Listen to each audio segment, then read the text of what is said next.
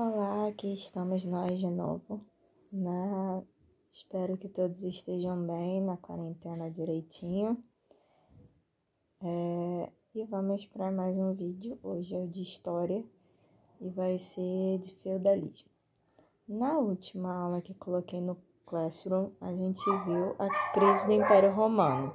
E aí eu vou falar para vocês não liguem pro cachorro da vizinha, ele hoje tá maluco. Mas vamos lá. O Império Romano ele foi um super mega império da antiguidade e ele vai cair, né? Ele vai decair por N questões, a questão do escravismo, que era a principal mão de obra desse império, e que com a fixação das fronteiras vai diminuir drasticamente, né, a questão dos escravos no local, o que vai gerar problemas de abastecimento, problemas de produção, já que não tinha mais tanta mão de obra assim para se utilizar. E a questão é tudo isso gera uma crise econômica e fome, porque não tem mais ninguém para arar a terra, e o Império Romano era basicamente urbano, então começa a chegar pouca comida, pouco comércio, e essa população começa a sentir esses efeitos, né? Essa crise de abastecimento vai influenciar diretamente nas fronteiras, já que não se arrecada tanto imposto, esse dinheiro não vai ser repassado para os soldados que ficavam na fronteira. E tudo isso vai culminar com um grande problema da movimentação dos povos germânicos que ficavam nas fronteiras. Quem eram os germânicos? Os germânicos eram os povos que os romanos chamavam de bárbaros, né? O que isso significava? Eles eram povos, né, que não tinham a mesma cultura, a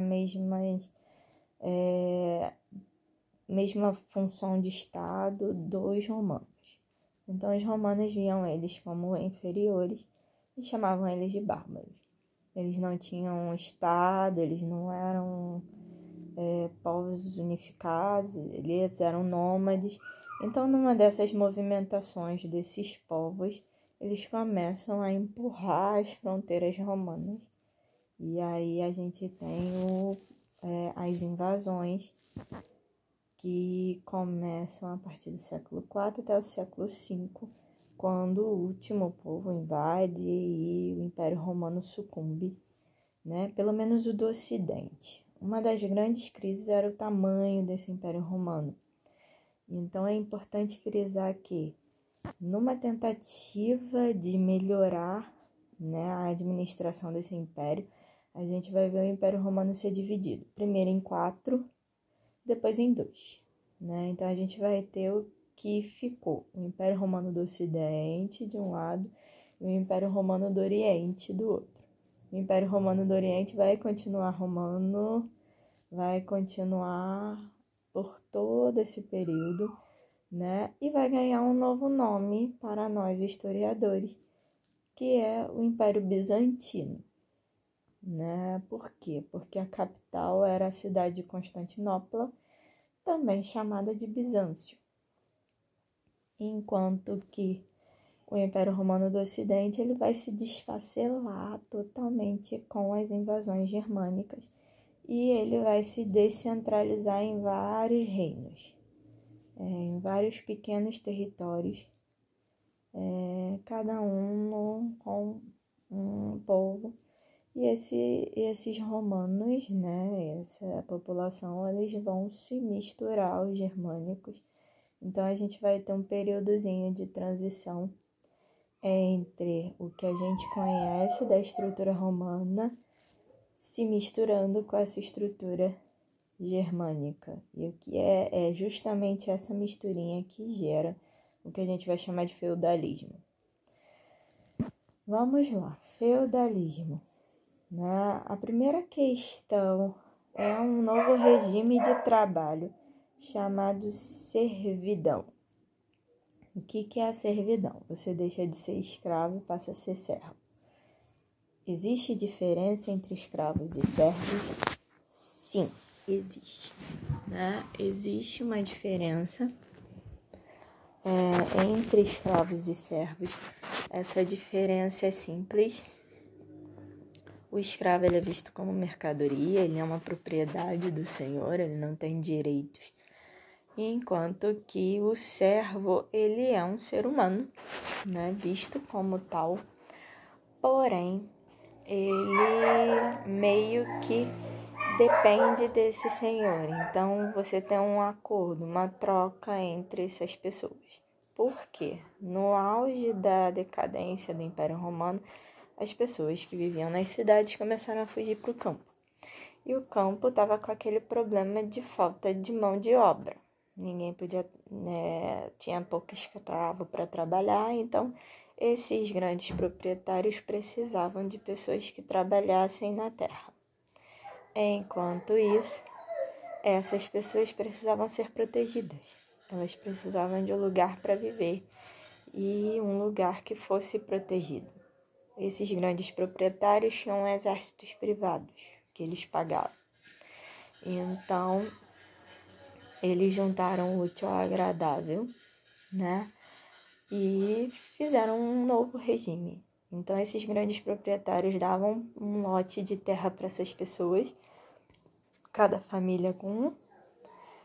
Essas pessoas podiam plantar o que quisessem nas suas terras, desde que dessem uma parte desses impostos para o grande proprietário, né, o quem vai ficar sendo considerado o senhor.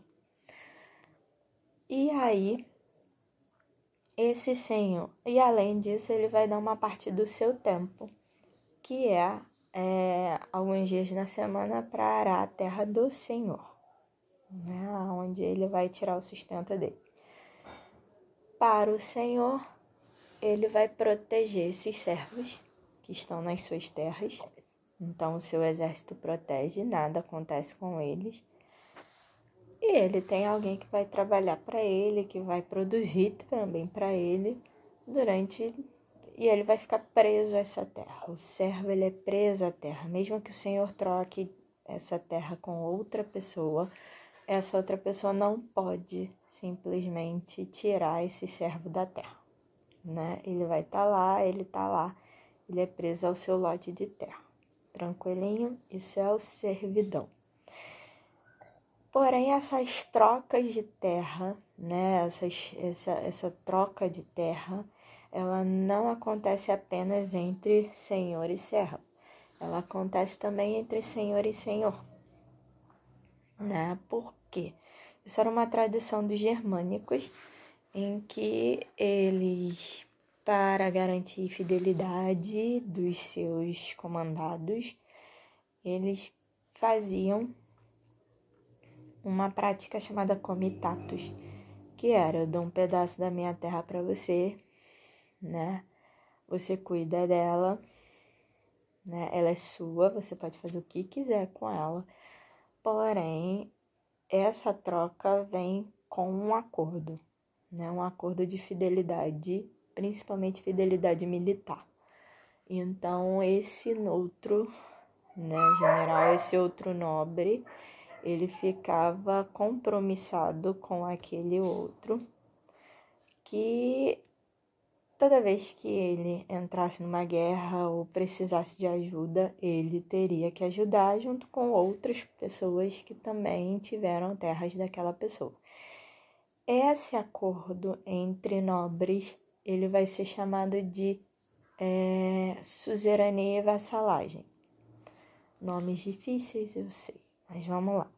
Suzerano era o cara que dava a terra, era o nobre que cedia essa terra. E o vassalo, ele era aquele que se submetia àquele suzerano, ganhava uma nova parte de terra, em troca gerava fidelidade. Toda a cerimônia que isso acontecia era quase um casamento. Você tinha o juramento, você tinha a troca elementos que fossem de valor, tipo uma espada, um anel, né? E um se ajoelhava ao pé do outro, jurava fidelidade àquele senhor. Você tinha a troca, que era o símbolo de que agora você era vassalo de alguém. Então, por exemplo, um anel servia como símbolo, né? E você se tornava barão de alguma terra, conde de alguma terra, um grande status, que era o título nobre, né? Essas terras trocadas entre esses senhores, ela tinha um nome, era feudo, por isso feudalismo. Feudo era a grande unidade produtiva básica de toda a Idade Média. Ele era autossuficiente, ele era a economia basicamente agrária. Você não tinha grandes relações comerciais durante quase toda a Idade Média, né? Porém, você tinha essas questões. Quem mandava nos feudos era o senhor feudal, era o dono daquela terra. Ele que era lei.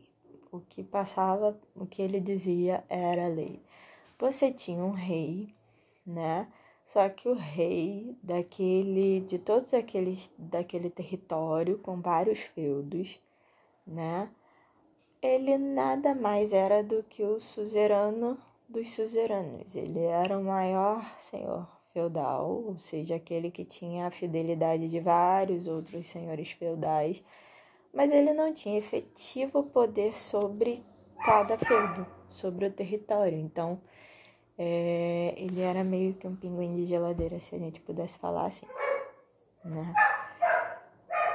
Então, o que ligava os vários reinos, o que ligava cada feudo, era a Igreja Católica. A única instituição efetivamente central da Idade Média era a Igreja Católica. Igreja Católica Apostólica Romana, né? Na figura do Papa, que era o rei dessa igreja. Então, todos os feudos sempre tinha a igreja, né? Ela era uma instituição importantíssima, toda a educação estava dentro dela, pensamento, escultura, tudo partia da Igreja Católica, o que lhe dava um grande poder. E a questão era, em um mundo totalmente descentralizado, você ter uma instituição comum a todos os feudos era um grande poder, né? Independente do reino, do rei, do senhor feudal, do que ele falava, todos eles obedeciam à lei da Igreja Católica.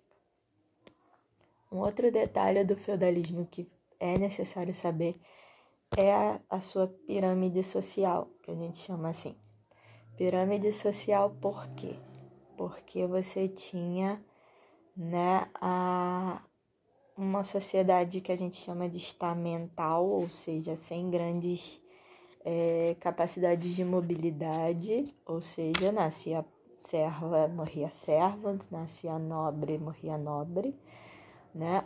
A única forma de mobilidade era se eles fossem para o clero, e mesmo assim você tinha uma distinção básica. Quem nascia servo ia ser do baixo clero, quem nascia nobre provavelmente seria do alto clero. Bispo, cardeal, nunca um frei, por exemplo. Então você tinha isso muito forte, essa mobilidade, e essa sociedade era basicamente funcional, ela se baseava em funções. Então você tinha aqueles que oravam, né, e que tinham a relação com o próprio Deus, né, que era o clero, a igreja. Você tinha os que guerreavam, ou seja, que defendiam aquele território, e o período feudal foi um período de grandes guerras, né, entre famílias mesmo, né? Aquela história do Romeu e Julieta se passa num período medieval, em que você tinha guerra entre famílias, ou seja, guerra entre nobres, e você tinha aquele que trabalhava, né, que era o servo. que era quem produzia a alimentação para as 3 escalas, né, para os 3 estamentos. Pensando nisso, a gente vai ter a questão de que, será que todos eram servos, ou nobres, ou clero? Claro que não. A gente vai ter os vilões, que não são maus, não são pessoas ruins. Eles só estavam fora desse sistema. Eles eram pequenos proprietários de terra que mantiveram a sua terra e a sua liberdade, a sua autonomia, apesar do sistema. Então, por eles estarem fora do sistema, meio que foram mal vistos, né? E acabaram ganhando o título de vilões, né? Porque moravam em vilas. Mas esse título acabou se tornando pejorativo. Quem é o vilão hoje? O malvado das histórias, né? Ou seja, aquele que queria pegar a terra dos outros, aquele que queria fazer mal às pessoas. Não necessariamente real. Os vilões eram pessoas livres, né? Que prestavam serviço e tinham a sua própria terra. Só isso. Nada mais. Tranquilinho? Em algum momento da Idade Média, a gente vai ver que ela vai se modificar, né? Ela vai ter uma grande explosão demográfica, ela vai se estabilizar e vai melhorar a sua tecnologia. Com a melhora da tecnologia, automaticamente a produção vai aumentar muito. Então, vai começar a gerar excedente. Quando começa a gerar excedente, você tem que fazer alguma coisa com esse excedente. E aí você tem um renascimento comercial dessa Idade Média, né? Esse novo comércio vai acontecer do lado de fora dos feudos, onde eram as antigas cidades, que agora ganham o nome de burgos, né? Que era onde ocorriam as feiras livres. Inicialmente eram trocas de produtos, eu tinha no meu feudo muito tomate, você tinha batata e aí a gente trocava, né? Depois cada burgo vai ter uma moeda e aí você tem literalmente um renascimento comercial e um renascimento urbano, né? Que também vai levar pessoas a morarem nesses burgos e essa nova classe, basicamente comerciantes, artesãos, vai ser chamada de burguesia. A crise da Idade Média ela vai chegar a partir do século XIII por conta de inúmeras questões, como, por exemplo, as cruzadas, né, na Terra Santa, esse comércio mais intenso com a Ásia, que vai trazer também pestes. Uma dessas pestes é a peste negra. E a gente também vai ter uma guerra que vai ser desencadeada por 2 grandes potências, que é a Inglaterra e a França, né? Que vão se tornar potências, mas que vão guerrear entre si nesse momento pela centralização do trono, né? Então, esse é um resumo básico de Idade Média por enquanto. Mais tarde a gente trabalha mais com outros vídeos e outros assuntos.